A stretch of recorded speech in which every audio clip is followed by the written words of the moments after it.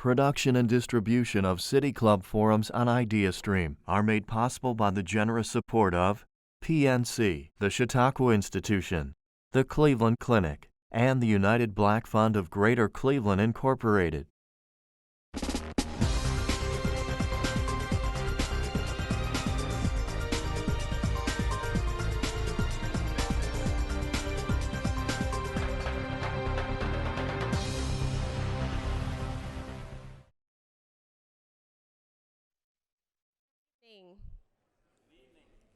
Thank you, Felton. And welcome to an evening with Eric Klinenberg, the conclusion of this year's One Community Reads initiative. I'm Stephanie Jansky, Director of Programming at the City Club of Cleveland. It's my pleasure to introduce to you the President and CEO of Playhouse Square, Gina Vernacci.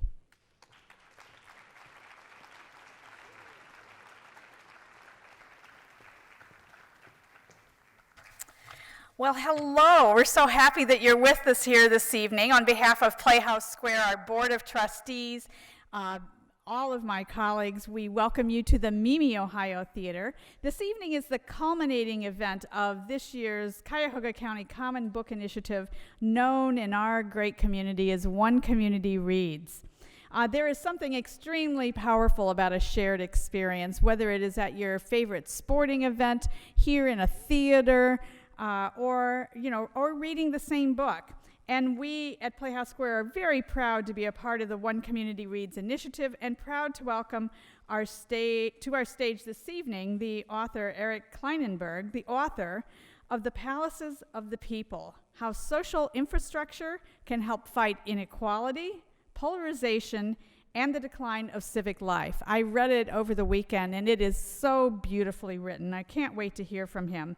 But before we hear from Eric, I want to recognize and thank all of the One Community Reads partners: the Fairmount Temple, the City Club of Cleveland, ideastream, Wick Poetry Center at Kent State University, and all 9 Cuyahoga County library systems, your libraries: East Cleveland Public Library, Euclid Library, Heights Libraries, Lakewood Public Library, Rocky River Public Library, Shaker Heights Public Library, Westlake Public Library, and the Cuyahoga County Public Library and the Cleveland Public Library. All together, you have organized and presented over 100 events, which is just remarkable, that are connected to this community-wide read. And of course, in Northeast Ohio, we are so fortunate to have such wonderful, outstanding organizations and institutions, and that certainly includes our library system. So how about a big hand to our libraries who enrich our lives so beautifully every day. And now please join me in welcoming to the stage the honorary chair of the One Community Reads, our Cuyahoga County Executive, Armin Budish.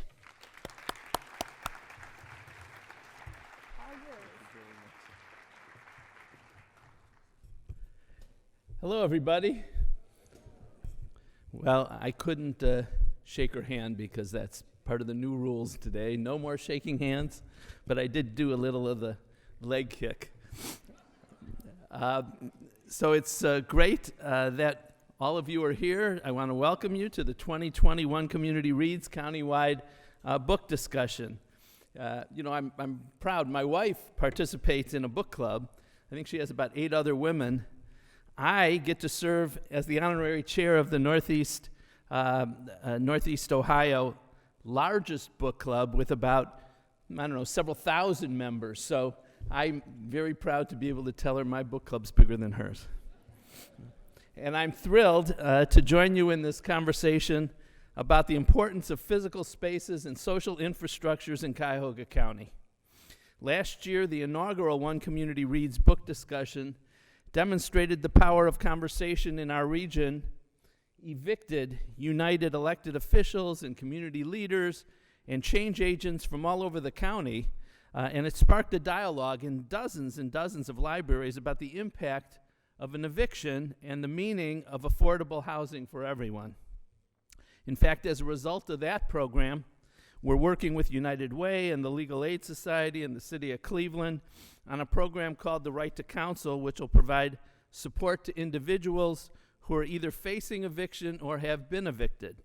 Reading across the community does have significant impacts. This year's title, Palaces for the People, How Social Infrastructure Can Help Fight Inequality, Polarization, and the Decline of Civic Life, by Eric Klinenberg.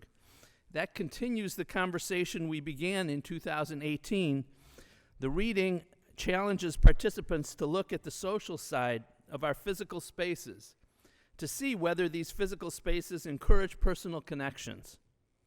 When Mr. Klinenberg talks about physical spaces, he's generally referring to our parks, our museums, churches, libraries, just as examples.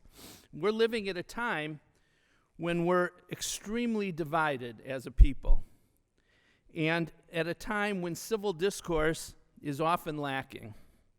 We're living at a time when isolation is common, a time when we can be alone while in a group of people playing on our cell phones. Mr. Klinenberg posits that social infrastructure, public places like parks and schools and gyms and coffee shops and libraries, can build our social fabric by bringing people together. Libraries are a great example of how social infrastructure can bring people together. In Cuyahoga County and in Cleveland, we have great libraries that do so much more than just distribute books.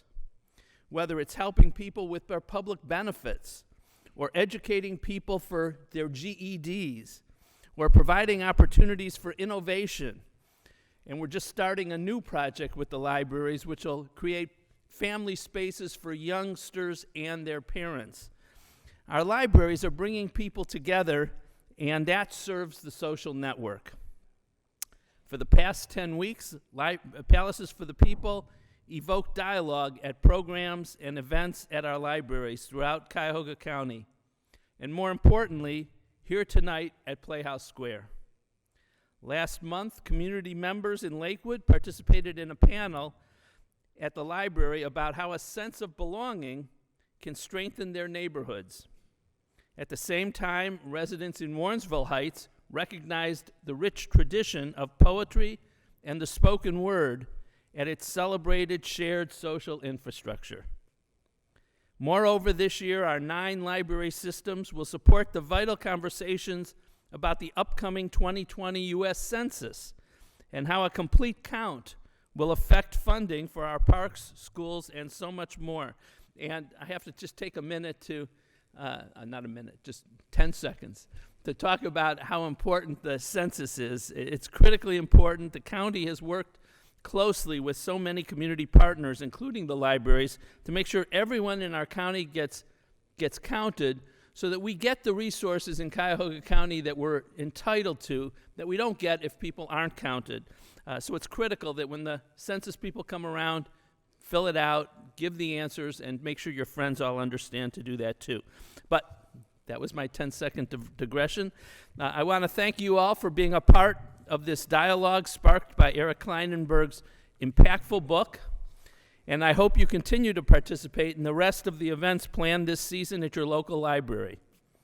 Before we begin, I'd like to acknowledge all the partners in this effort, the libraries, Playhouse Square, Fairmont Temple, and the City Club, for spearheading this effort and leading the charge to provide access and information to help advance our communities here.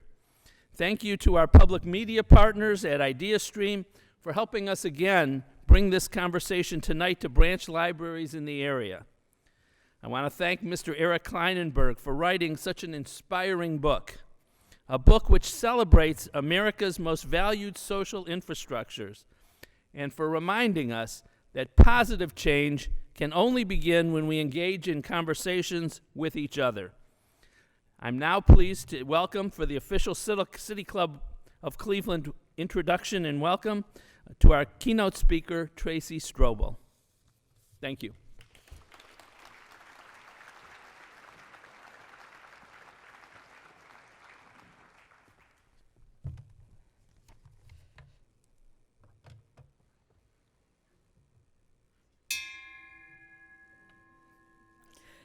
Good evening. Thank you for participating in One Community Reads. My name is Tracy Strobel, and I am proud to be the Executive Director of Cuyahoga County Public Library. As a librarian of nearly 25 years, I'm especially excited about this year's One Community Reads title, Palaces for the People, and tonight's presentation by its author, Eric Klinenberg. As I'm sure you can imagine, this book is beloved by librarians and library supporters across the nation. Mr. Klinenberg acknowledges and so aptly articulates the importance of public libraries as places that foster dialogue and civic engagement. Libraries are places that fight isolation and loneliness, places where all people, regardless of their socioeconomic status, are welcome to avail themselves of services and resources that can enhance the quality of their lives. Industrial tycoon Andrew Carnegie, arguably the most prolific early benefactor of our U.S. public libraries, said, "There is not such a cradle of democracy upon the earth as the free public library, where neither rank, office, nor wealth receives the slightest consideration." Incidentally, Mr. Carnegie also coined the phrase "palaces for the people" as an apt descriptor of public libraries. Drawing on research in urban planning, behavioral economics, and environmental psychology, as well as on his own fieldwork from around the world, Eric Klinenberg argues that the future of democratic societies rests not simply on a set of shared values, but on shared spaces. Libraries, parks, Playhouse Square, the City Club, places of worship, they all help us form crucial and sometimes life-saving connections. These are places where people gather, linger, and strengthen personal ties and promote interaction across group lines. He argues that a community's very resilience correlates strongly with the robustness of its social infrastructure.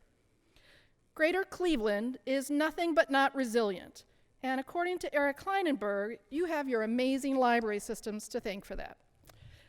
I might be taking some liberties here with that, but Eric Klinenberg, joining us this evening, is the Helen Gould Shepard Professor of Social Sciences and the Director of the Institute for Public Knowledge at New York University. He has authored a number of books, including Going Solo, The Extraordinary Rise and Surprising Appeal of Living Alone, and Heat Wave, A Social Autopsy of Disaster in Chicago. He also co-authored the New York Times #1 bestseller, Modern Romance, with actor-comedian Aziz Ansari. His scholarly work has been published in journals, including the American Sociological Review, Theory and Society, and Ethnography, and he has contributed to The New Yorker, the New York Times Magazine, Rolling Stone, and This American Life. Please join me in welcoming to the stage Eric Klinenberg.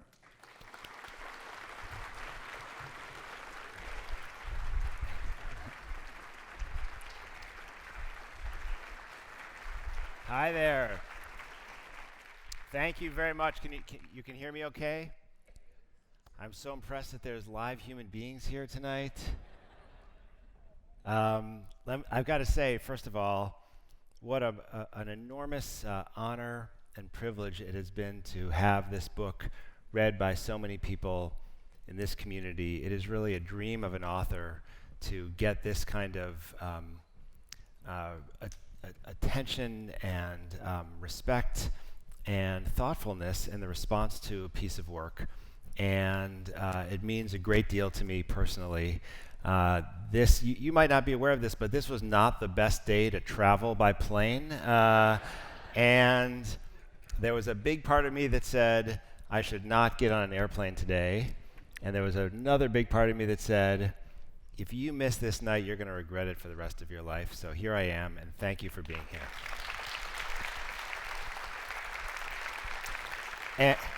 And you know, it's great to be here because the paperback version of this book came out not too long ago, and it was really important to do kind of a reset of the paperback because when the cloth book first came out, and I went out on book tour, it was September of 2018, and my publisher, Crown, was really invested in the book, and they decided they were going to send me out to lots of different cities to talk about it, and that's a really big privilege for authors these days.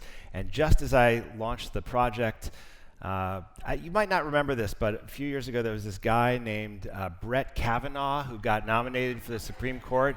Any of you follow that story? There were some hearings, and they decided to hold the hearings right when my book tour started. And it was very hard to actually get on all the TV shows and radio stations that had scheduled me because everybody was just talking about the Kavanaugh hearings, which was really important. No doubt about its significance, but it definitely put my book in the shadow. And so we came up with this plan that we would publish the paperback at a time when the country could really focus on this issue. And we thought probably this time of year we would all be ready to come together in great rooms and talk about how important it is for us to gather together intimately and in person in spaces like this. And so here we are. And where I want to go tonight is that I'm going to recognize, having just gotten off the plane from New York City, that we're in a moment that's a kind of crisis. And there's a lot of things going on that are going to make it stressful to be here.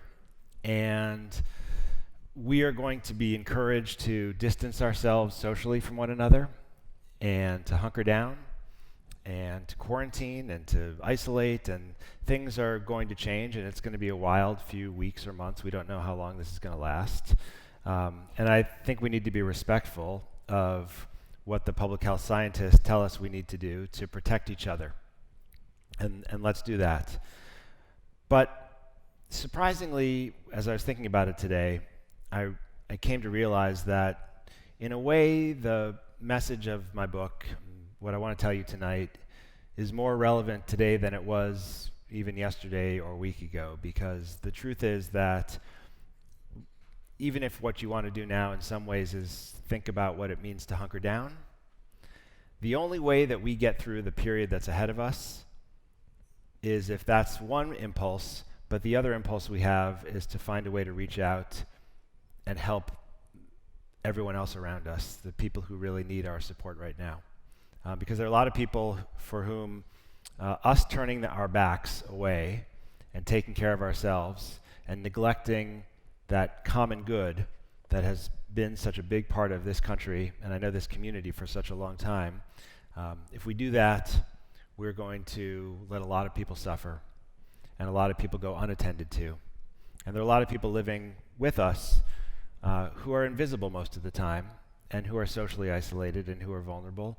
And really, the measure of a society is how we take care of people like that in a moment like this.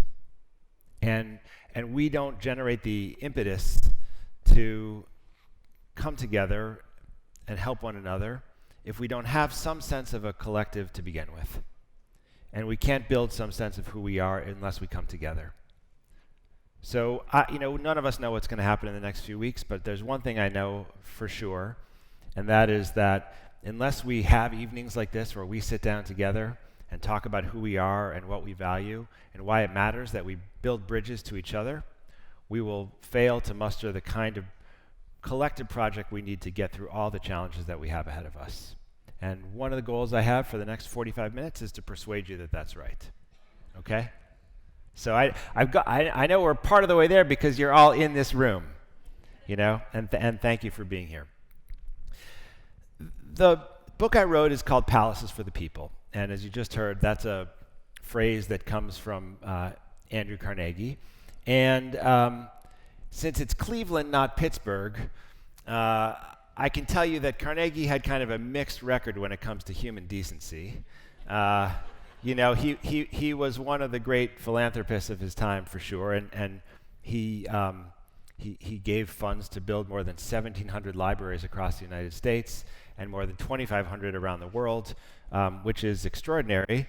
But he didn't do perfect work in every dimension of his life, was a controversial employer, was vehemently against the income tax. And many people have argued that, had the United States had a fair tax at the time that Carnegie and some of the other big barons of that day, were doing their work, we might not have needed great philanthropy because we could have taken care of each other with collective goods. But the truth is that library systems, like many other public goods in the United States, have always been part of public-private partnerships, and Carnegie played a key role in this story. And the reason I call the book Palaces for the People is because Carnegie used to say that he truly wanted the library to work like a palace for everyone. And many of the classic Carnegie buildings, the libraries, have this incredible architectural style. They have a few steps that take you out of the mundane, everyday world. Remember, he was helping to support libraries at a time when there were a lot of immigrants, poor people living in American cities. He was an immigrant himself, and the library was an important institution for him when he was a young man. The idea he had was that you would walk up these steps out of the profane world and come into this sacred space where you would have big high ceilings and large windows, and there was a lot of light, and the library was open to you, and it would dignify you, it would recognize the best part of you, it would give you a chance to make something more of yourself, and it would be a special institution where you felt the generosity of society land on your shoulders. And that was an experience that a lot of Americans and a lot of poor Americans didn't have at the time that he was making those gifts. And that's a very important idea. And there are a lot of people who grow up appreciating the local library, the branch library, public goods, and they recognize how their own fate is tied to the way that their community has given to those things. I grew up in Chicago in the 1970s and 80s. And I don't know if any of you here in this room spent time in Chicago in the 1970s and 80s, but it was not a glorious period for our public institutions, right? We actually made some big investments in things like libraries and parks and public housing complexes, which when they first went up were the envy of much of the country. They looked like they were going to be beautiful projects, but when things got hard financially, the city of Chicago stopped investing in those places, and basically they fell apart. And so I did not spend a lot of time in libraries as a kid. My book is not just about libraries, but I talk a lot about them in part because I really came to discover and appreciate all the things that they do in the context of doing this research. The idea that I really wanted to look at is this idea that there's a thing in our world called social infrastructure. That's the driving idea behind Palaces, that we talk all the time about the infrastructure for power, or for communications, or for transit, and those things all matter. But what I argue in this book is that there's also a thing called social infrastructure, by which I mean a set of physical places and organizations too that shape our capacity to interact with each other. And the claim I make is that when we invest heavily in social infrastructure, when we design it well and beautifully, when we maintain it well, think of Chicago, not so maintained, when we program it, we have live human beings there helping to make sure that good things happen. When we do all those things, investing in it, we get all kinds of amazing returns to our social life. Like, let me just ask, any of you parents in the room today? I can't see all that well here. Any parents here? Any people who've ever been children in the room? We have some people who've been children. So those of you who said yes to either of those, think about the value of the playground in your neighborhood. Right? I think it's social infrastructure. How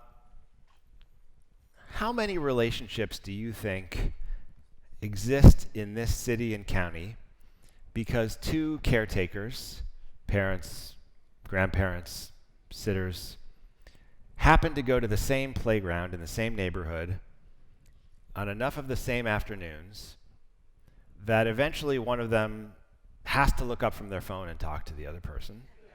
And you say, look, I just got a call. We haven't really talked all that much, but you and I push the same swing together all the time, and I've got to deal with this. Would you mind just watching my daughter for 5 minutes? And the person says yes. and you strike up a conversation, and the next thing the conversation turns into, let's go sit and have a picnic together, and then the families get together, and then the families introduce each other to each other's neighbors and friends, and then there's something that like a community happens. Does that story sound familiar? I don't know how you guys live your lives here, but does that sound familiar? Yeah? Okay. How many relationships exist in Cleveland and Cuyahoga County because there's a playground in the neighborhood? What would you say? 6? 8? 8,000? 100? Hundreds of that, millions.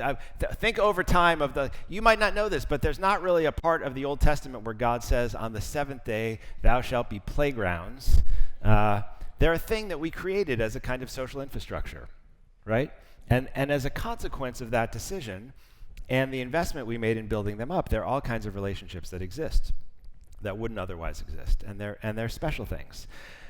But also, if you build a playground and it's 1964, and in 1972 you decide there's no more budget for the playground in this city anymore, and so you don't update the equipment, and when people come in and start to drink at night and throw their bottles and they fall down, you let the bottles and the broken glass stay there, and you don't do anything to make them work well, then the playgrounds don't do that much either, right? And so it's not just building social infrastructure, it's maintaining it too. And the theory of the book is that this is something that we have really failed to do well. And when you look around the country, the world, even if you compare neighborhoods and towns inside of this county, compare different neighborhoods, and look to see what different kinds of social infrastructure are available, you will find vast disparities. And the places that have excellent social infrastructure get all kinds of returns for that in terms of health and public safety and education and social connection and resilience. And the places that don't have social infrastructure like that suffer all kinds of higher risk. Now, that's an argument that I came by very honestly. I started my career doing a project about my home city, Chicago. It was 1995, the summer of 1995. I was just about to head to graduate school in California. I was out of the country, and I read in the newspaper that my hometown had just suffered a heat wave, and more than 700 people died, even though the heat wave lasted just a couple days. Can you remember that? Did that register in Cleveland? You probably got the tail end of that heat. It was a huge event. It didn't make a lot of sense to me, and I was trying to figure out how more than 700 people could die from something as innocuous as the heat in 1995. And it turns out that it wasn't just an ordinary heat wave. It actually got up to about 106 degrees, and it felt like 126. And the power went out for a little while, and there were a lot of outages with the infrastructure in the city, but it turned out if you looked at a map of who died and where they died, it wasn't the kind of usual suspects of infrastructure that determined those patterns. It wasn't like the mortality was completely related to which neighborhoods lost power. There's something else going on. So I decided what I wanted to do is the study where I draw a map to see which people and which places were most vulnerable to the heat wave, and then look really closely to see what patterns emerged. And when I did it the first time, it looked like it was about to be the most boring and predictable finding in the history of social science. What I found, which is politically very important, was that the neighborhoods that were, on average, the most vulnerable in the heat wave were the poor, segregated African-American neighborhoods on the south side and the west side. And those are the places that are vulnerable all the time to exogenous shocks. And I say it's politically important because when you find something like that, you should ask, well, given that that's pretty predictable, why didn't people do anything or do more to protect what we all knew was going to be a high-risk area? But scientifically, it's not very interesting, right? Like, there's no Nobel Prize for the person who tells you that the most vulnerable people in places are going to suffer the most in a disaster. You know what I mean? Does that make sense? Scientifically, that was not You're not going to see me in September this year with a Nobel Prize for that finding, sad as my mother's going to be about that, because she feels like I'm overdue. By the way, she's going to be very excited when she finds the cookies you guys made with the cover of my book on it. That's probably going to give me like 5 more years to get a Nobel Prize. So I think it's a lot of credit for that. Thank you very much. But then I did this thing which no one had really done before that turned out to be much more interesting. I decided to kind of zoom in a little bit more and look at the neighborhoods, not just the neighborhoods that had the highest level of vulnerability, but also the neighborhoods in Chicago that had the lowest level of vulnerability in the heat wave, the places that had the highest survival rates. And I noticed something that no one had really paused to consider, which is that while it was true that the segregated, poor neighborhoods on the south and west sides were on average the most dangerous places to be in the disaster, 3 of the 10 most safe neighborhoods in Chicago turned out also to be very poor and very segregated in those same areas. And in some cases, they were literally right across the street from one of the neighborhoods that had suffered an incredibly high death rate. And that was puzzling and fascinating, and I said, okay, I've got to pay attention to this. So I started going around to these different neighborhoods to compare what I saw. And I'll tell you, of the pattern by giving you an example of 2 different neighborhoods. There's 2 neighborhoods on the south side of Chicago.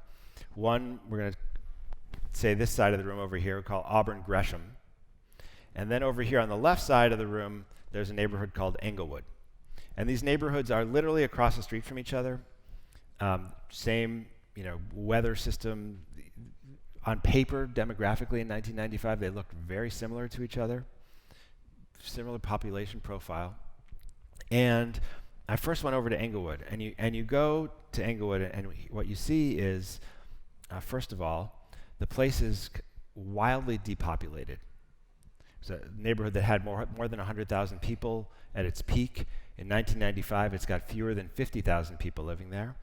And it's not just that the people are absent, there's also this kind of social ecology that's got a lot of empty lots and abandoned buildings. You got any places like this in Cleveland, by the way? Right? Because Chicago's not alone in this.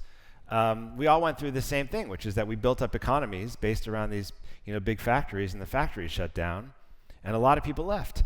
And in Englewood, you see the remains of that. I mean, it's houses that are half knocked down, empty lots that aren't just empty, they're full of debris and high weeds, and they are very hard to manage and control. Not a lot of commercial activity. Englewood lost its grocery store for decades. Not even a lot of diners, coffee shops, local community organizations. And what happens if you live in Englewood, especially if you're older and more frail, is your survival strategy is you stay indoors a lot. The street life is a little less accommodating, and so you kind of hunker down at home. And that works a lot of the time, but it doesn't work very well when there's a massive heat wave, and it feels like it's 126 degrees outside. And the thing is, if you live in a neighborhood where people don't usually go outside and hang out on the stoop and go to a local diner or grocery store and talk to each other on a regular basis, you don't notice when one of your neighbors doesn't show up outside, because he rarely, you don't see each other, you don't know. And so Englewood proved to be one of the most dangerous places you could be in all of Chicago that week. Meanwhile, I'm sorry to everybody who sat on this side of the room tonight. It's not about you.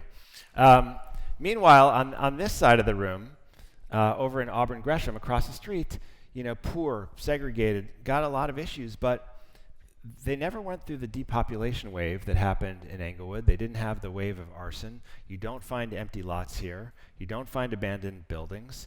There is a much denser commercial infrastructure that draws people out on sidewalks. It's a multi-generational public life that's there. There's a strong set of nonprofit organizations in the neighborhood. There's this kind of robust social infrastructure. And as a consequence, the day-to-day routines of people who live over here on this side of the room are really different. People get to, they sit on the stoop a little bit more. They see each other. And here, when somebody who's older and a little bit frail doesn't go out, somebody notices, and you knock on the door.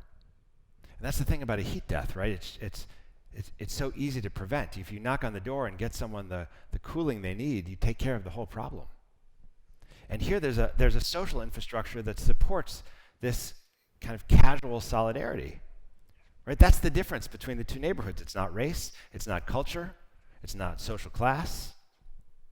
It's the physical layout. It's the resources that you have in the neighborhood public space that here encourage participation and social interaction and mutual support, and over here make that much less likely.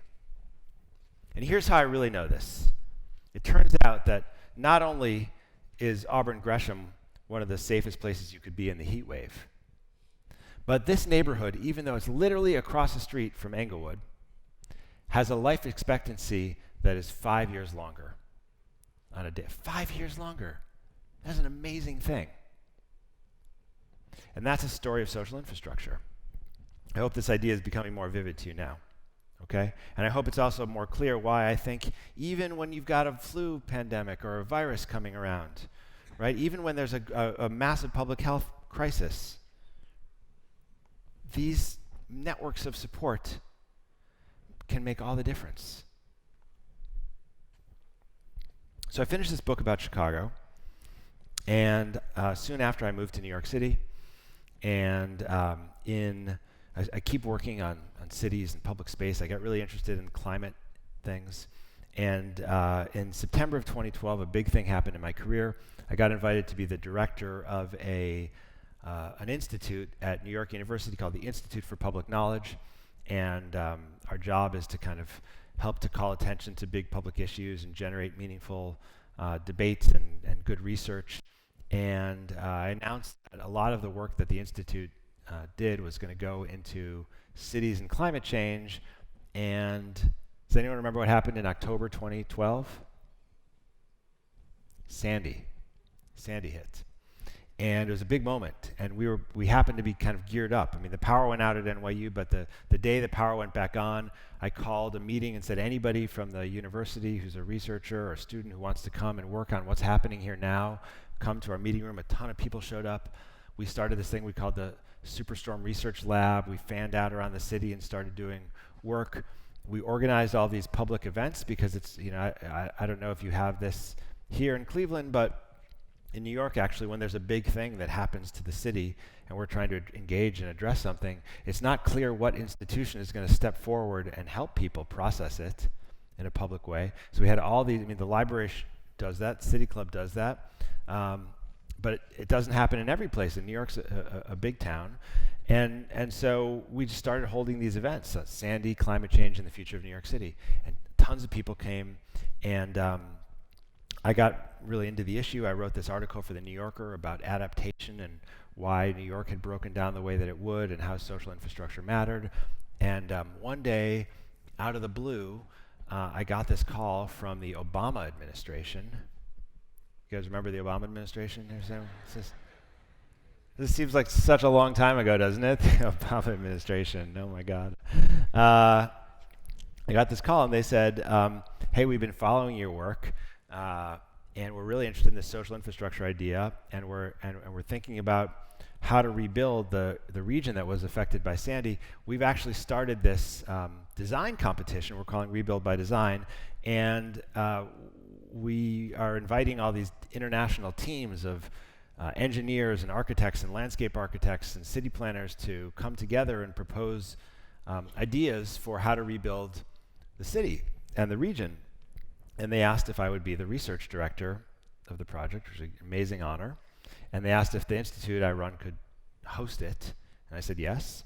And we started working. And it turned out that was an amazing thing that we did that because right after Sandy happened, and people in New York City who felt like things like hurricanes, but were problems for people in other parts of the world, but not for us.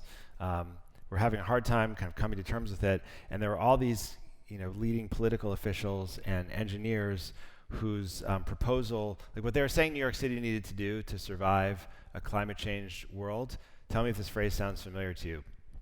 They were saying New York City needs to build a There's not much energy tonight. It's very clear which part of Ohio I'm in here.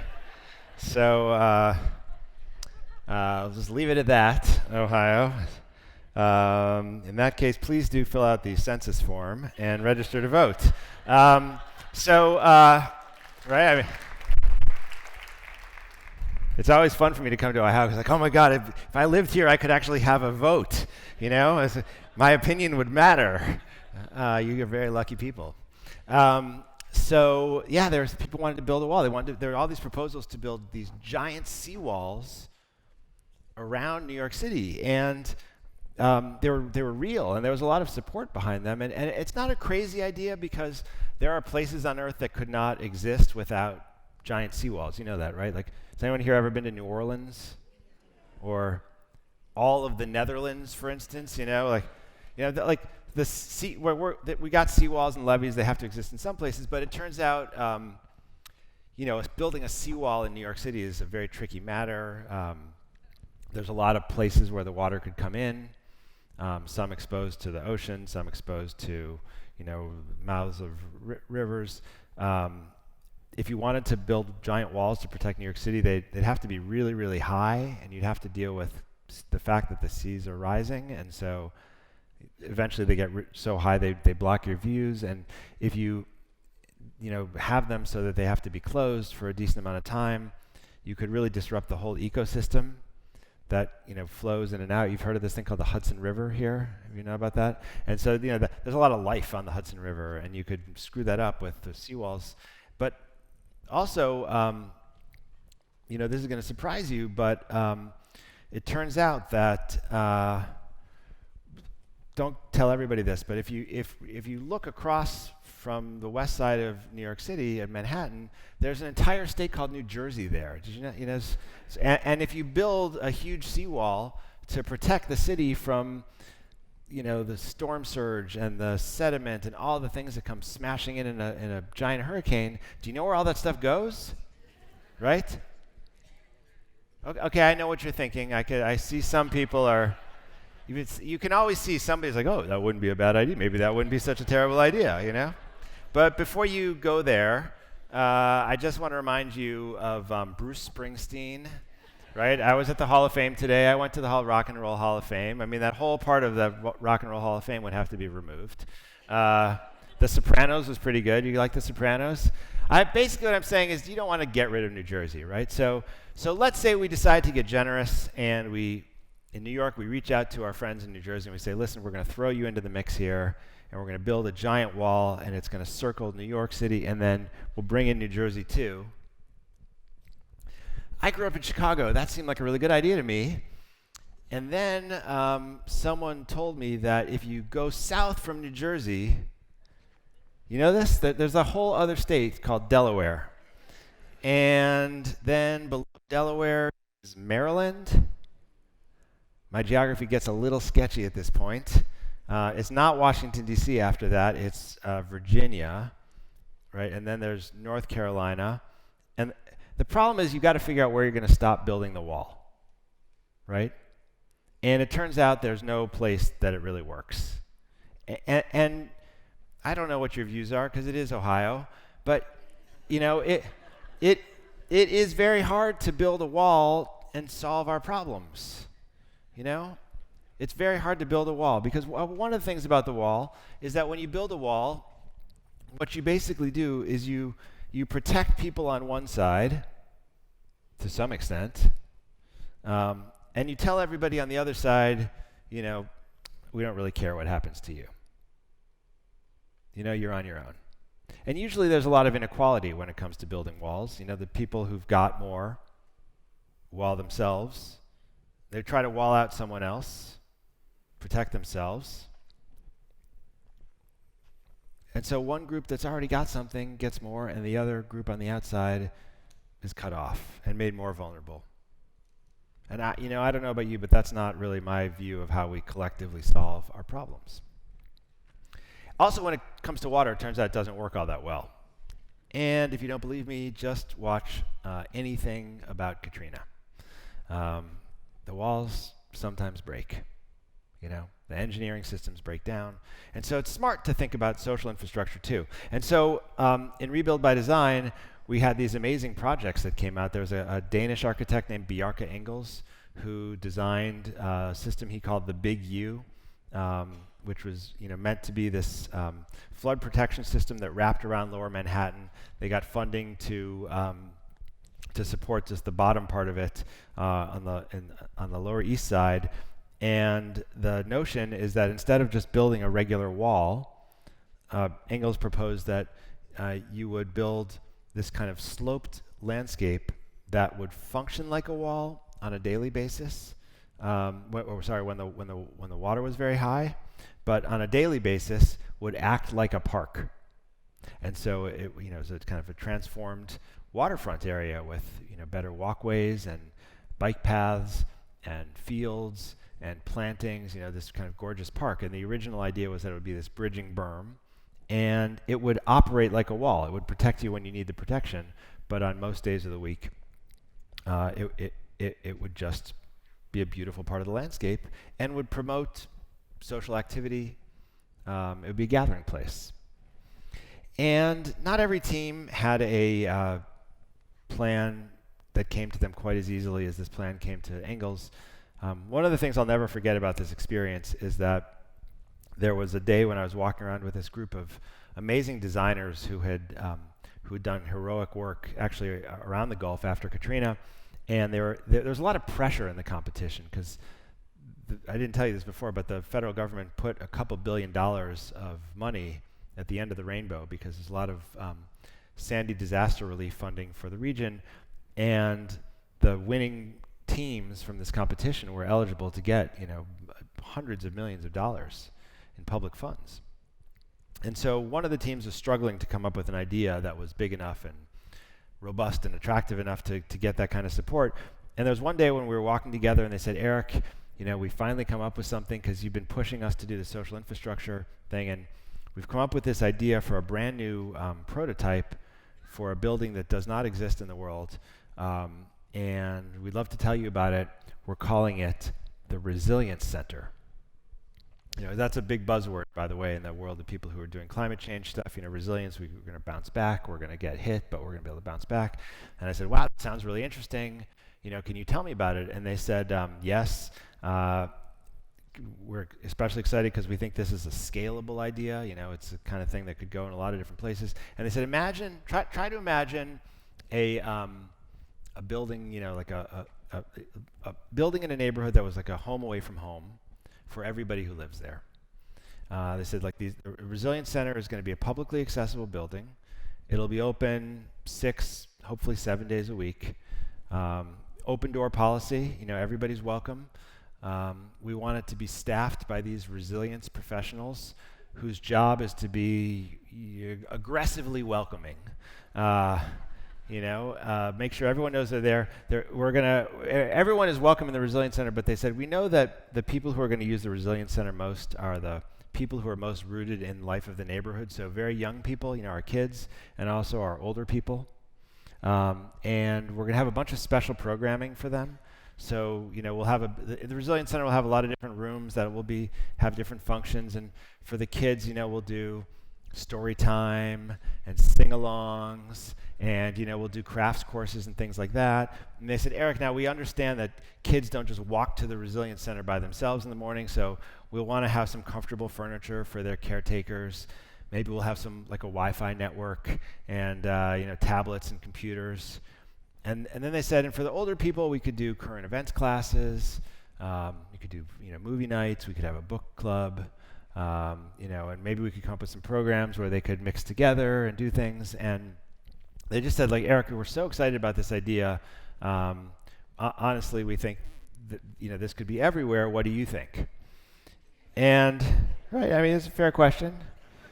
And I've been teaching for a long time at NYU, and I'm used to people giving me, their thoughts about projects that they've been working on for a long time. And I know the best thing to do always is to say, no matter what the proposal, I'm really impressed with all the thinking you've done here. Could tell how hard you've worked on it. And I said all that, And then I paused for just a second, and I said, by the way, have you ever heard of a library? Because I don't know if you recognized any of those design elements, but they had basically just reinvented the wheel. And at first I was a little frustrated about that because the library, they should know about it. And then I realized we do live in this time when not everybody thinks about the library. I mean, libraries are used by a lot of people. In fact, more and more people use them for all kinds of things, but there is a certain segment of society that still thinks of the library as a reading room, where someone keeps saying, shh. And there's another part of society that thinks, oh, anything that's a real problem could only get solved by, the free market and an app. And the library sounds very ancient. And in fact, just around the time this was all happening, there was this economist who wrote an article for Forbes. Maybe some of you saw it. He basically said the library is obsolete, and until someone shows me the cost-benefit analysis that can cash out the return on investment from the library, I propose that we knock libraries down across the country and replace them with Amazon stores. Yeah. Now, I'm not making that up, by the way. That was an honest, genuine proposal. And I could tell by some of your reaction that you don't love that idea. And actually, what's interesting is that there are a lot of other people who didn't either. And so this crazy thing happened. The librarians of the world united. And yeah, don't mess with librarians. They united, and then they got on Twitter. And that's an even more dangerous combination. And they started to put these tweets out that were so kind of eloquent and amazing.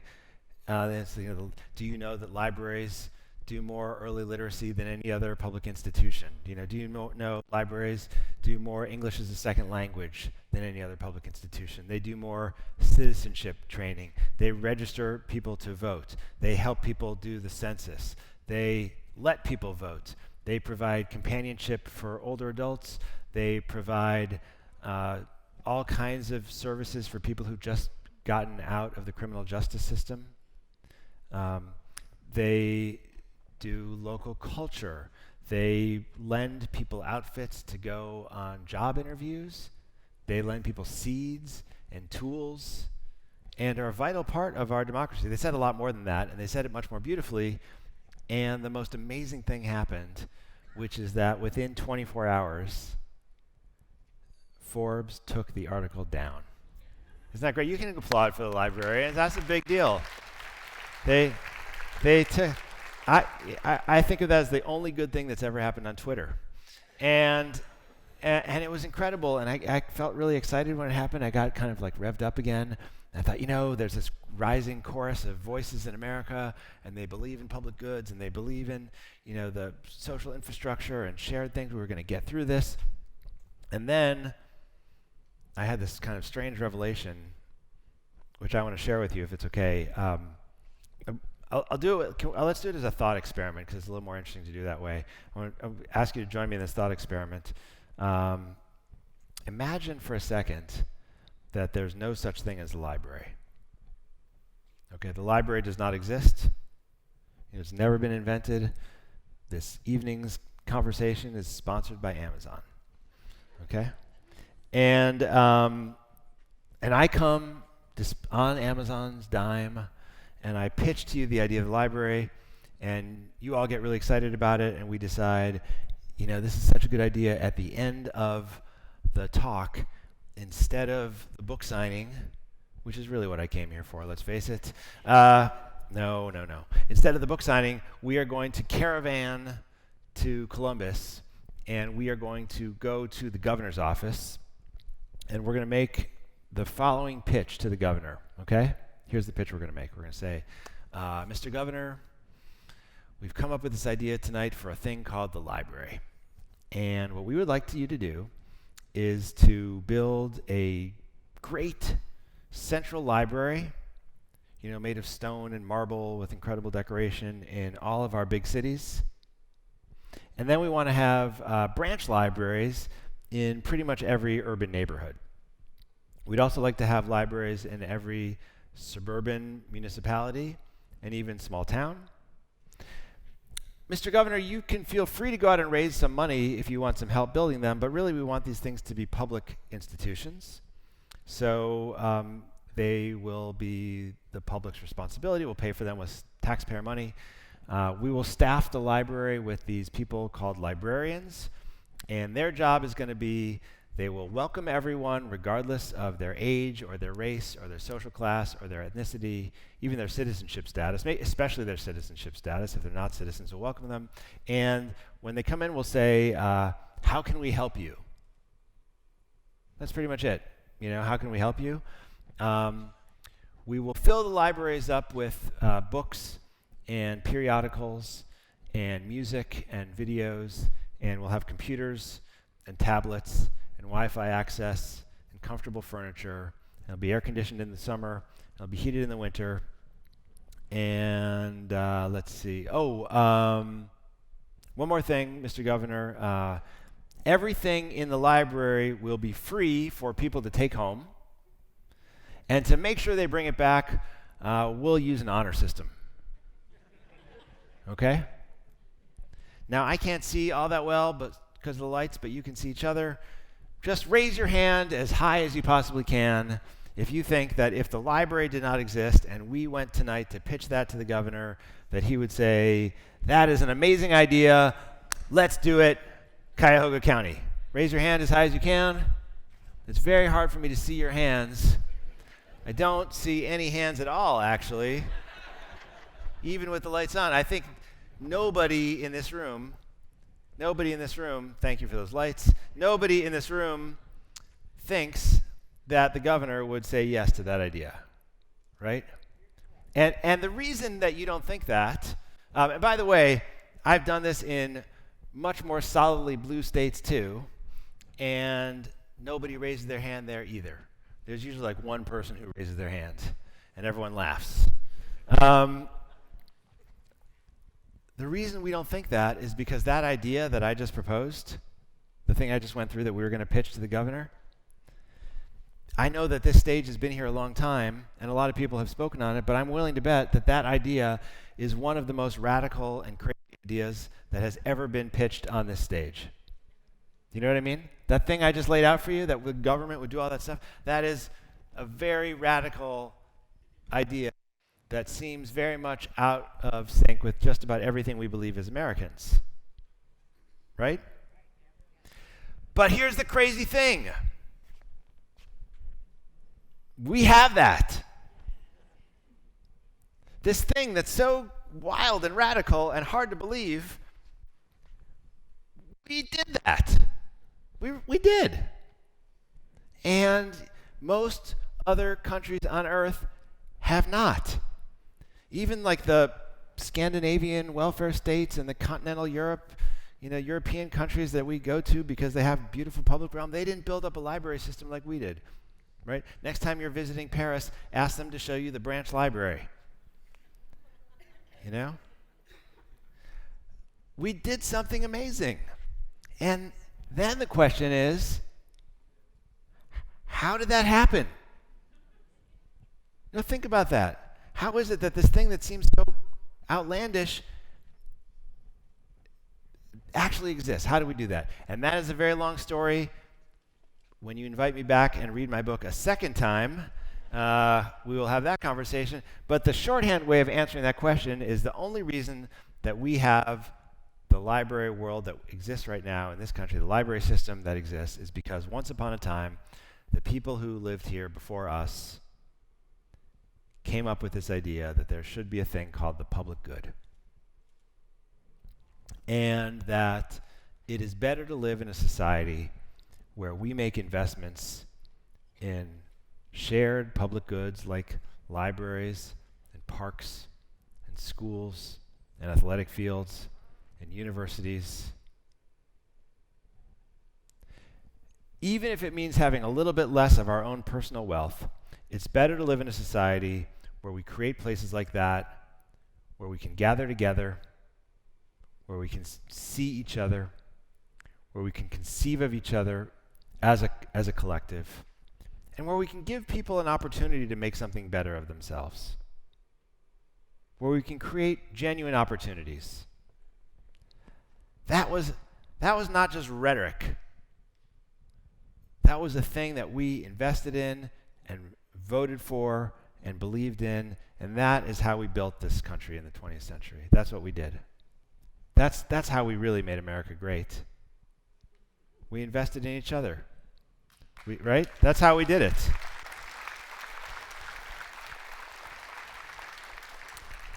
Right? We built bridges, not walls. And we did it everywhere. And we live inside of that today. And so here's the question that I want us to be talking about right now, and that I want to leave with you, because you've got some big decisions to make about how you invest in each other.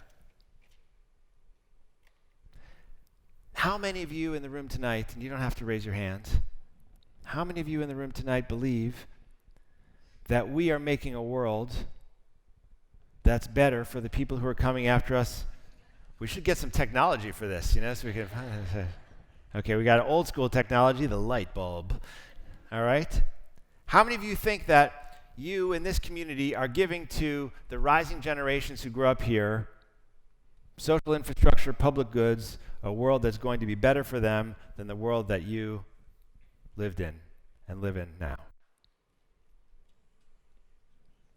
I mean, we're slightly higher than before, but we are not full of optimism. And then the question is why? Why is that the case? My view is this, that we are basically acting like, and you can keep the lights up for our conversation because we're heading there in just a minute.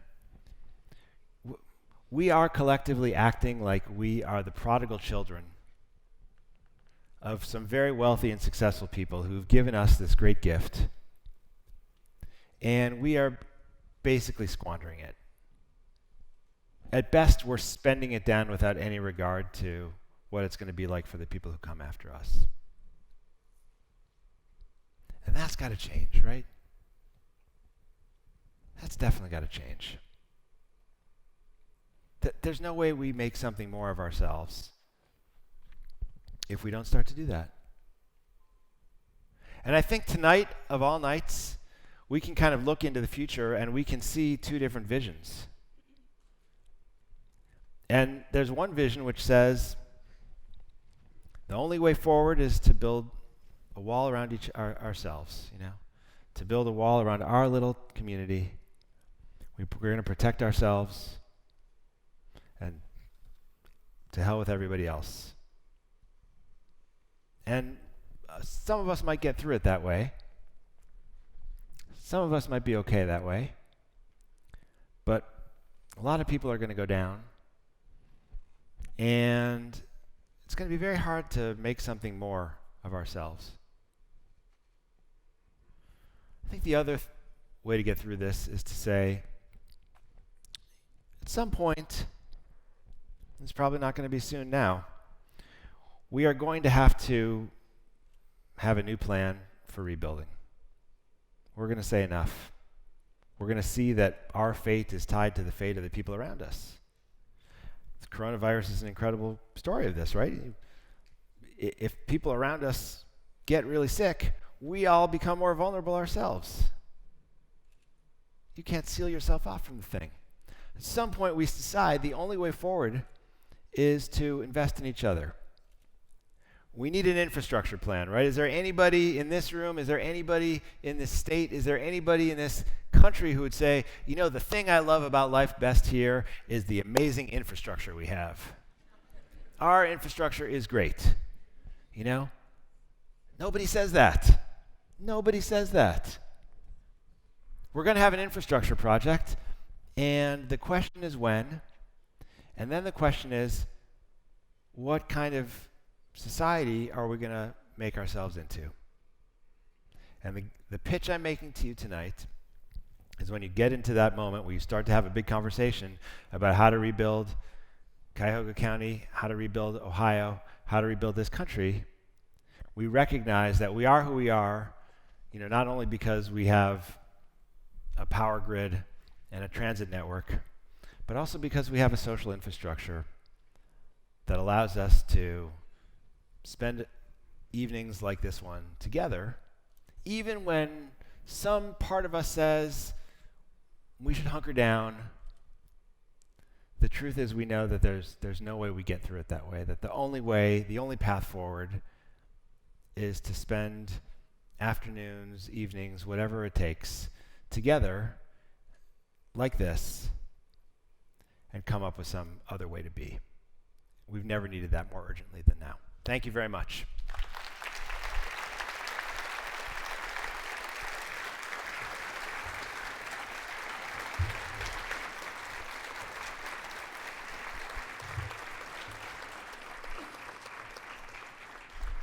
Thank you, Eric. We'll let you take a breath for a moment. I'm Stephanie Jansky, Director of Programming at the City Club of Cleveland, and we're about to begin the traditional City Club question and answer period.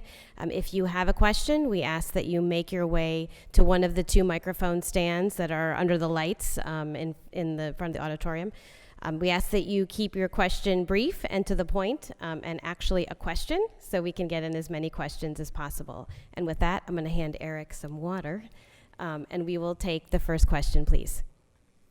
Hi. First of all, I'd like to say I love the book. And this is my 4th event of the series here. One of the chapters I've thought about a lot was the one with the child's school, where the parents informally were crowded into the stairwell, and then there was a daycare across the street. And you a coffee shop across the street, and it was very informal. And what I find is that a lot of our structure here in Cleveland, we have clubs and things like this, but I'm feeling like we're missing those places where you can just bump into each other and linger, and even the coffee shops, people are just on their computers, and I'm just wondering, is it different for each city, or what do you recommend, like how we start? Because we have a few neighborhoods, that have a lot of gathering places, like downtown, they did a nice public square, and Ohio City has probably 6 coffee shops, but where I live in Cleveland, we have grocery stores and gas stations, but how do we do that? How do we start? Thank you for that question. I get it totally.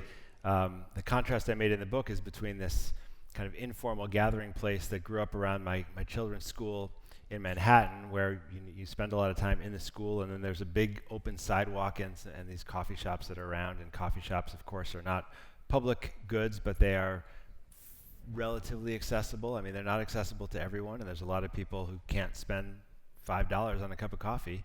And libraries and public institutions are great for that, but there's some communities where you don't even have a coffee shop. And you don't have a library, and so it's hard. So I guess my view is, first of all, this is precisely why a social infrastructure plan is important. I can't tell you how many times I've spoken to people who say that in the place where they live, there just aren't a sufficient number of gathering places where people can sit and linger and spend time with each other. And that's true for adults and families. It's true for young children also. I mean, I've been to neighborhoods, especially in poor communities, where people say, look, the issue here is that there's not a place for young people to go where they are safe and protected and can just hang out without being stigmatized and criminalized. And so they wind up in the streets, and bad things happen. So I think it's important for everyone who's active in local political conversations, where you debate how to use public investments, to think about whether you have things like publicly accessible recreation centers or public spaces where it's known that young people are going to hang out. Is there a skateboard park?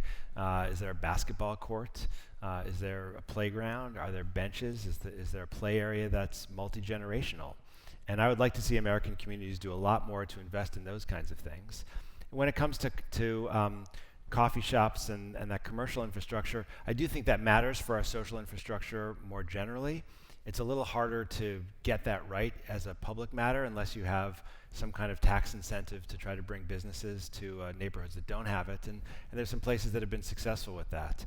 But I am, because of the nature of this book, it seems to me like we have the most capacity to shape things at the public level. And I'd really like us to focus our attention there. So thank you very much. Yeah. Hello to you, Eric. Thank you for coming to Cleveland.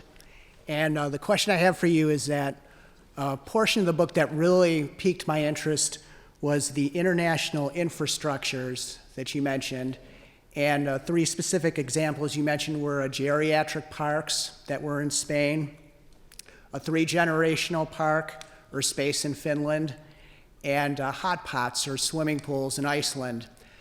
Was there a certain international infrastructure that really piqued your interest, whether it was in the book or not, that you could elaborate on? Well, first of all, whoever gets to go to a place where people actually tell you their favorite parts of the book, and the book kind of say, "You guys actually read the book." I mean, hats off to you. What a treat it is. So thank you for that close reading.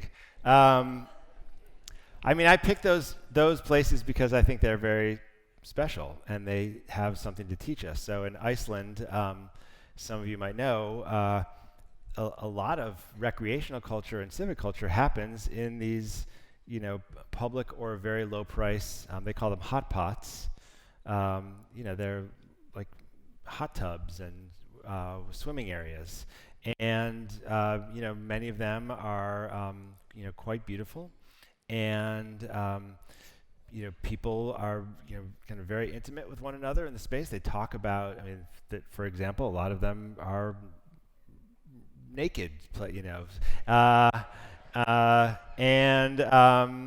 that's how they roll over there. So people, they engage each other, but it's not really the intimacy of the body. It's the fact that there are places where people feel comfortable having conversations about intimate things, and including social life and civic life and politics. And it's pretty extraordinary. And I note the contrast between the hot pots in Iceland and the public swimming pools in the United States, because this book does not make the argument, as I hope you know at this point, if you just build it, everything happens.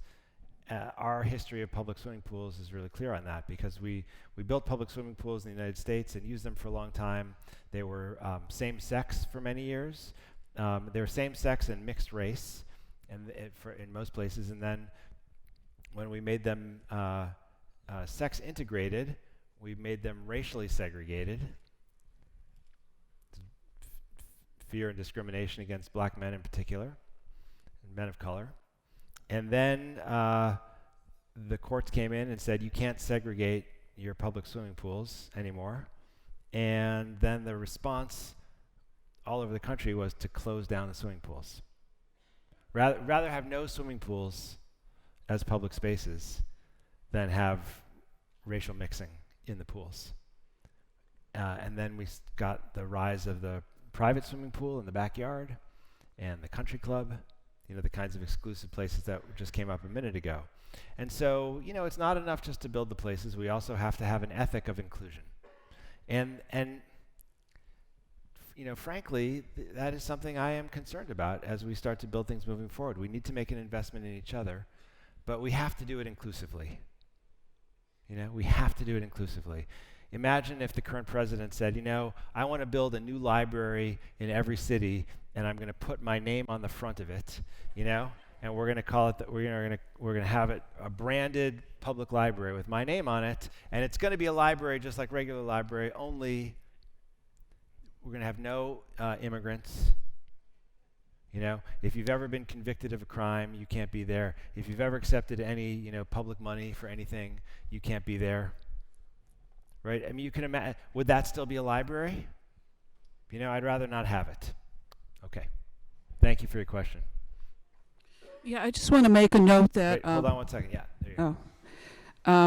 That Cleveland Public Library should be thanked so much for they have beautiful public space now, because they rehabbed a Carnegie Library, which over 107 years old, and they listened to the community and saved that library. where other libraries don't always listen when the public say, we want to save a beautiful place. And I wanted to ask you, that was South Euclid Library. But anyways, I wanted to ask you what's going on with New York Public Library, because they had such a struggle with their reading room and the stacks there, and it would sound like a beautiful library, and they didn't listen to the community. And they changed that whole library. Wondered if you could say anything about that. Well, the plan that really involved kind of getting rid of the books that was very controversial kind of got killed. And the big news now in the New York Library is that the Stavros Niarchos Foundation, which is based in Greece, made a $55 million gift, and they are redoing the lending library in Midtown that's directly across the street from the Grand Central Library, and that will be a much more kind of usable and pleasant space. That will be a major improvement for people who go to the library on 42nd Street and Fifth Avenue.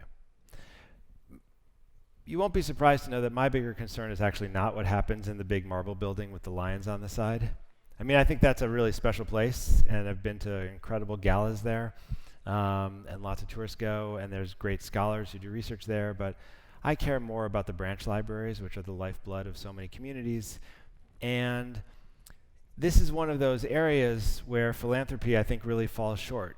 So I went to a college once where someone said to me, we can't raise enough money to have all the financial aid money we need, but we have a 100-year waiting list to donate a boat to the crew team. Because philanthropists often want to be involved with a very particular kind of place, and they want to put their name on a particular kind of thing. Or they're just interested in the areas where they happen to live or once grew up, and so there's this kind of arbitrariness that happens when you organize society around philanthropy. Not to mention that it's not a very democratic way to run things. And so I think the New York City public library system, like many public library systems, suffers from this problem of having philanthropists who want to support the celebrity centers and are less concerned about what's happening in neighborhoods where most of us live. And I think it's time for us to remember that these should be palaces for the people, even if they don't have lions on the side. Thanks.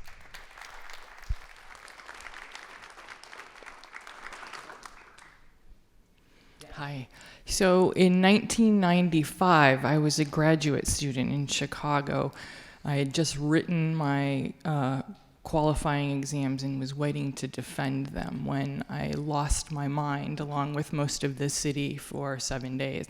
And then I was working as a commercial electrician when Sandy hit Cleveland, and those two things, faster motion and slower motion, ended me up back in school to become an electrical engineer, which is why I actually haven't read your book. Although I have read Heat Wave, because I read that before I went back to school to learn to be an electrical engineer, because we have all of our electrical infrastructure underwater when there's a problem. So those two... And I just want you to know there's a room full of people who will support you when you read it. You could definitely find conversations here. I see half a dozen who are going to loan me the book since it's been out from the library for some time. But the thing I want to, and you may cover this, but I'm absolutely the choir. But in between graduate school and becoming a commercial electrician, I had a lot of time to think about what are the bad things that we've done to ourselves as a society? And I've had help on morning dog walks with my neighbors. We torture ourselves. What are the really bad things? So it turns out residential real estate segregation is possibly the really bad thing. Maybe with a little bit of I identify as a consumer rather than a maker of things thrown in. So you've mentioned the problem of inclusion, but I want to make the point that it's even harder because we've done such a good job physically separating ourselves from the others, and that other could be rich, poor, that could be white, black, could be Latino, could be age, could be all of it. And I don't think we get to understanding what we've lost without making that geography disappear, essentially. No, I think it's a great point, and I agree with it. And look, separate and equal is not a thing. Yeah. Right. It's you organize your society around segregation. you're going to wind up with real inequality. And it's important to recognize how much of the inequality that we suffer from in this country still that undermines our capacity to act collectively, and that causes so many people so much unnecessary pain and sickness and worse, is due to all the work we did to make this a segregated society. And that is a very urgent project, undoing that. So thank you. Hi, I just started the book, but I heard you on the 99% Invisible podcast and a couple other places, and I'm really interested in the work you're doing. I'm actually... By the way, I just want to say, we've all gone like incredibly honest here, because we've gotten to, it's like, we started and it was like on page 76, and I was like, I'm embarrassed to say that I haven't read your book. I have read this other book, and I was like, I've started your book. I thought it was going to be a little more interesting. I did help me. I've been looking for a sleep aid, and you're right now. Thank you for starting the book. I'm sorry. Thank you. So I'm an architect, and I'm actually currently designing a branch library for CPL, and as well as an intergenerational community center in another community. And I was wondering what tips you would have for architects and designers, and when we're thinking about the physical space that is the social infrastructure. Oh my God. Well, read the book, man. No, I'm kidding. Look, I mean, I think. What are my thoughts about designing a new place? People like light. Light is really good in a library space. I think one of the very special things about building a library that is a palace for people is that a beautiful design of a building can dignify the person who walks in a way that very few things can. And it's interesting, libraries host this kind of impossible community of people who, have no business spending time together. Because libraries have become the place of last resort for everyone who slips through our safety net. And that's a beautiful thing about a library, but it also makes life inside a library fairly hard, because the libraries were not meant to absorb all of this, and librarians get overwhelmed by all the challenges. And one of the things that will always amaze me when I spend time in libraries during the writing for this book is how little conflict you actually see in a library on a given day. There's something about the building itself, especially when it's done well, that brings out the best in us, because we recognize that the library is dignifying us. We feel the generosity of the building. And so there's not a formula for how you do that, but it goes without saying that the library needs to be accessible, right, so everyone can get in there. I think there's some real issues about how you organize space in a library so that different kinds of users can feel safe and comfortable there. So, increasingly, libraries have really special and separated children's areas where children, their caretakers know that despite the fact that there's going to be some hard stuff that goes on in the library, the kids are going to feel okay there.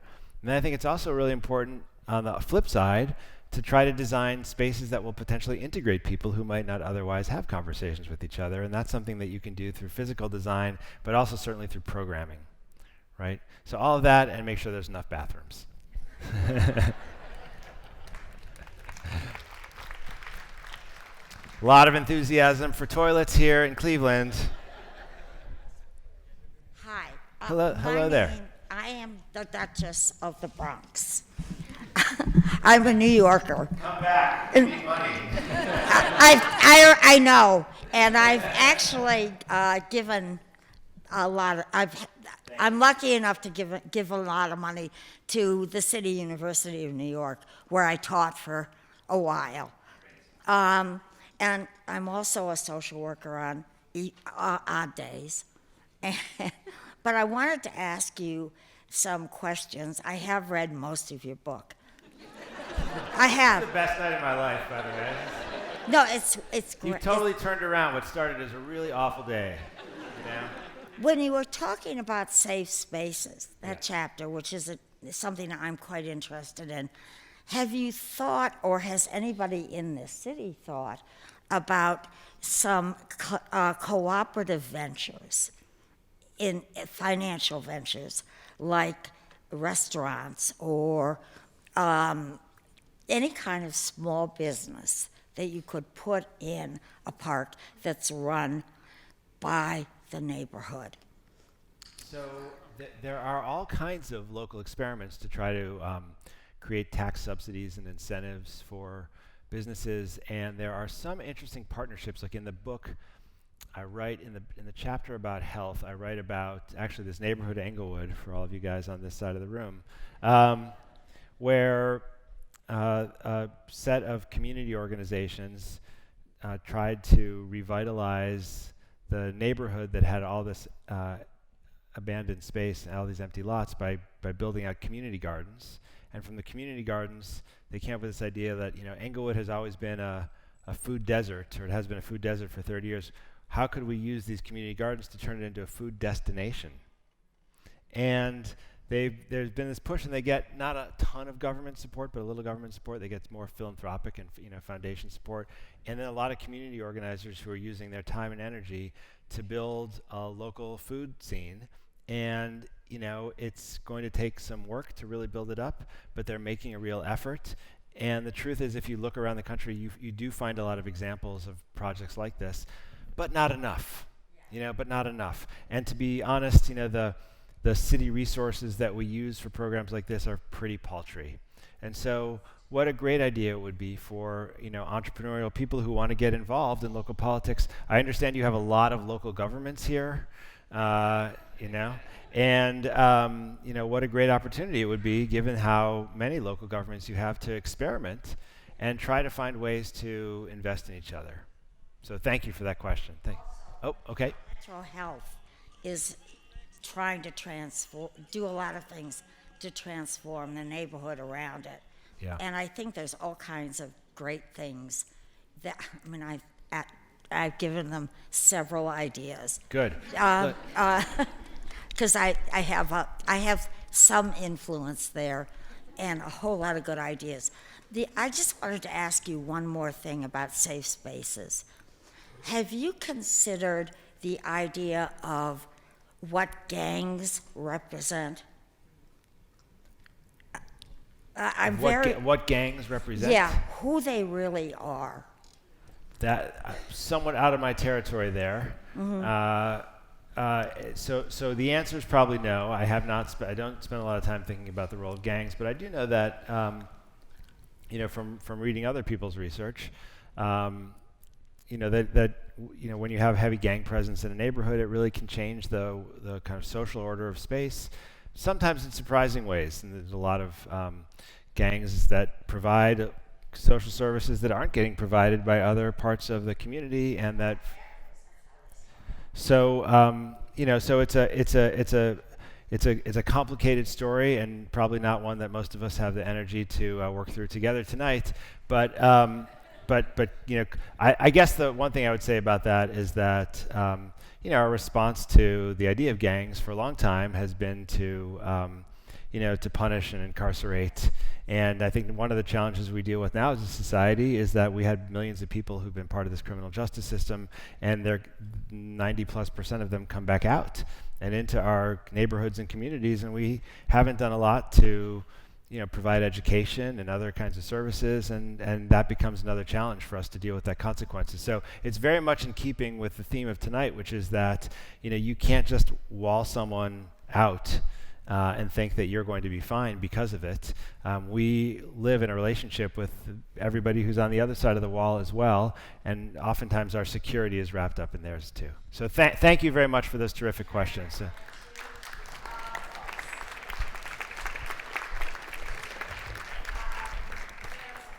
About what happened in the Bronx with two gangs. It's called the Ghetto Brothers. Okay. And thank you. And it's really how two gangs made peace and changed the neighborhood. Okay. And then I will give you a copy of my book. Okay, thank you very much. Which is about folks without homes. Okay, thank you. I might bring you back to the Bronx with me, so. Greetings, everybody. My name is Andrew Mangles. I'm the director at Westlake Porter Public Library. I've had the great privilege of seeing Eric speak now 3 times, and it's been amazing every time, and I have to say that I agree with you on most everything, but you have put me in the awkward position tonight of having to defend French libraries. So about 3 years ago, my daughter was doing a Rotary exchange program in France in a small town south of Paris called Châteauroux. And when we went, well, we're just, Everybody knows about Châteauroux. we're a little bit south there. And when they heard that a big shot library director, and I don't know where they got that idea, but a big shot library director from Ohio was coming to visit, they rolled out the red carpet and gave me a tour of their library from top to bottom, a private tour. I got to go into the basement and see these wonderful archives of this newspaper collection that was pre and post World War II. It was fascinating. But what struck me the most was that on their shelves, they had a copy of John Belushi's 1941 on VHS tape. So the French libraries I stand corrected. Yeah. Sorry about that. The French libraries are keeping it real. So just be careful. My bad. Tonight we enjoyed an evening with Eric Klinenberg, author of Palaces for the People, How Social Infrastructure Can Help Fight Inequality, Polarization, and Decline of Civic Life. This forum is part of Cuyahoga County's Common Book Initiative, One Community Reads. We want to thank all of our sponsors who made this evening possible, Playhouse Square, the City Club of Cleveland, and the Fairmont Temple. We appreciate your support. One Community Reads is a collaboration of your 9 public library systems and is supported by the City Club of Cleveland and Playhouse Square. Production and streaming were provided by ideastream. The sale of Mr. Klinenberg's Palaces for the People is provided by Max Bax Books on Coventry in Cleveland Heights, and that will bring us to the end of this evening's forum. Thank you, Mr. Klinenberg, and thank you, ladies and gentlemen. This forum is now adjourned, and our book signing will take place in the lobby. On behalf of all of the One Community Reads partners, have a wonderful evening. Thank you. For information on upcoming speakers or for podcasts of the City Club, go to cityclub.org.